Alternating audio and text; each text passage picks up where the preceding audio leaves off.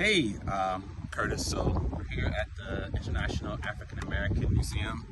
I'm really excited to go in. I actually helped to build this museum. My good friend Elijah offered me a membership, and I believe there's a brick with my name on it. So I'm really excited to see this museum.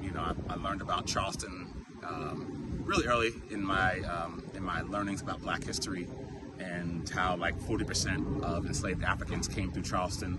So the city has like a really dark history of genocide. So when I saw this sign, this is the sign to I guess to invite you into the entrance of the museum, and it talks about Gadsden's Wharf, and you can kind of see all that. But I think it's key to point out a prosperous South Carolina revolutionary leader is the person who this wharf is named after. Again, he didn't build it; he just got the Black people to build it. But the key thing to remember is that the American Revolutionary was fought to expand slavery. One of the things that Trump is trying to do now is that he wants to rewrite the history of America. Back in 2020, he attacked the 1619 Project for promoting that the American Revolution was fought to expand slavery. There have been many historians like the great Dr. Gerald Horne who has talked about this, and others. But the reality is that the American Revolution was not about, ending slavery.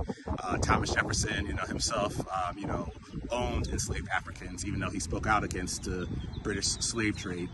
The American Revolution was about expanding slavery. Great Britain was on the process of abolishing slavery due to all the rebellions that were taking place throughout the British Empire. And the American settlers didn't want that to happen. So that's why this revolutionary leader got involved in the American Revolution, because he obviously wanted to continue to traffic in enslaved Africans and own enslaved Africans. So it's very, very important to remember the American Revolutionary was a war fought for slavery.